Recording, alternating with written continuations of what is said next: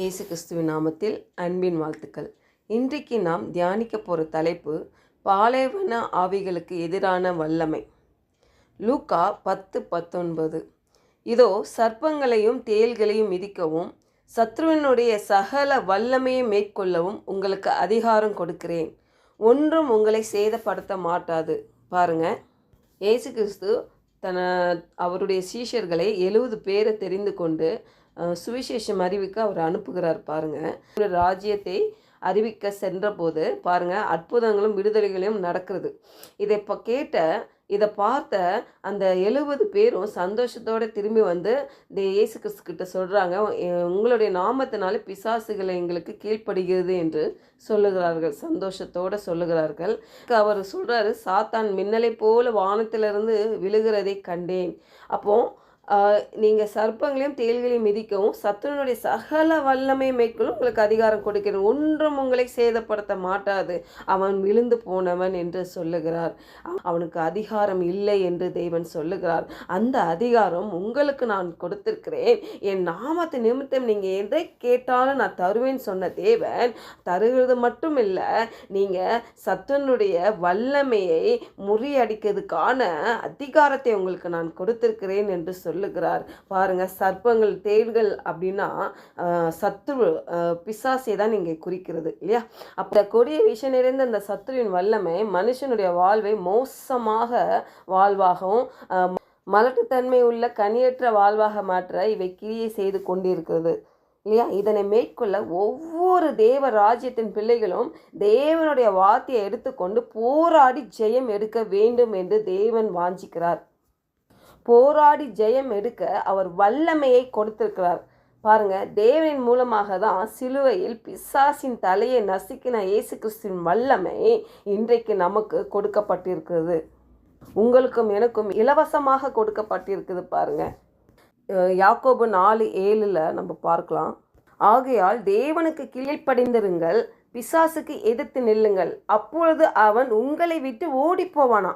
பாருங்க, இயேசு நாமத்தில் பிசாசை நம்ம எதிர்த்து நிற்கும் பொழுது அவன் நம்மளை விட்டு ஓடி போவான் என்று வசனம் சொல்லுகிறது.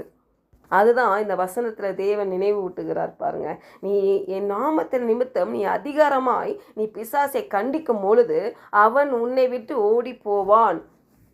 அப்போ இந்த சாத்தானவே பார்த்து, நான் உன்னோடு போராடுகிற நிலையில் நான் கிடையாது, நான் வெற்றியிலிருந்து ஆளும் நிலையில் இருக்கிறேன் என்று பாருங்க விசுவாசிக்க வேண்டும். மார்க்கு 16:18 இந்த வசனத்தை பார்க்கலாம். சர்ப்பங்களையும் எடுப்பார்கள், சாவுக்கு ஏதுவான யாதொன்றையும் கொடுத்தாலும் அது அவர்களை சேதப்படுத்தாது. வியாதிஸ்தர் மேல் கைகளை வைப்பார்கள், அப்பொழுது அவர்கள் சொஸ்தமாவார்கள் என்றார். இந்த வசனம் இயேசு கிறிஸ்து உயிரோடு எழுந்ததுக்கு அப்புறம் அவர் சொல்லுகிற ஒரு வாக்குத்தத்தம் வசனம். பாருங்க, விசுவாசிக்கிறவர்களுக்கு நடக்கும் அடையாளங்களை பற்றி அவர் சொல்லுகிறாரு. நீங்கள் சர்ப்பங்களை எடுப்பீர்கள், சாவுக்கு ஏதுவான யாதொன்றையும் குடித்தாலும் அது விஷம் உங்களை சேதப்படுத்தாது.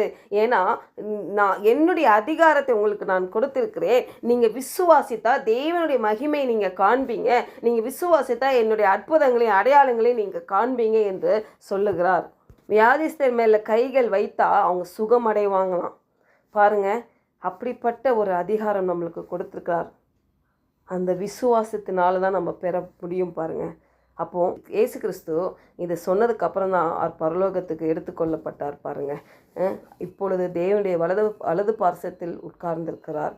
பாருங்க, நமக்காக பரிந்து பேசி கொண்டு இருக்கிறார். நமக்கு அவர் சொல்ல வேண்டிய எல்லா விஷயத்தையும் வேதத்தில் சொல்லி வைத்திருக்கிறார். நம்ம தான் அந்த பொக்கிஷத்தை அறிந்து கொண்டு புரிந்து கொண்டு நம்ம வாழ்க்கையில் அப்ளை பண்ணி ஜெயம் எடுக்க வேண்டும் என்று விரும்புகிறார். அப்போது நம்ம வாழ்க்கையில் நடக்கிற பிரச்சனைகள், போராட்டங்கள், சத்துருனுடைய கிரியைகள் எல்லாவற்றையும் கண்டு நம்ம அஞ்சி பயந்து போகாதபடி அதிகாரத்தை எடுத்து பயன்படுத்தி சத்துருவின் வல்லமையை மேற்கொள்ளும் போது அவை ஒன்றும் நம்மை சேதப்படுத்தாது என்ற உறுதியோடு விசுவாசித்து அவைகளை மேற்கொண்டு நமது வாழ்வில் ஜெயத்தை காண வேண்டும். ஜெபிப்போம். அன்பின் இரட்சகரே, அப்பா, பொல்லாத மனுஷர்களின் வல்லமைகள், சத்துருவின் சகல வல்லமைகளை மேற்கொள்ளுகிற அதிகாரத்தை எங்களுக்கு கொடுத்ததுக்காக உம்மை துதிக்கிறோம் ஆண்டவரே. தேவ சமாதானத்தோட ஆரோக்கியத்தோடு நாங்கள் வாழவும், உம்முடைய சித்தம் எங்கள் வாழ்வில் நிறைவேறவும், உம்முடைய கிருபை போதுமானதாக இருப்பதற்காக உமக்கு ஸ்தோத்திக்கிறோம் ஆண்டவரே. அப்போ உம்மை துதிக்கிறோம் ராஜா.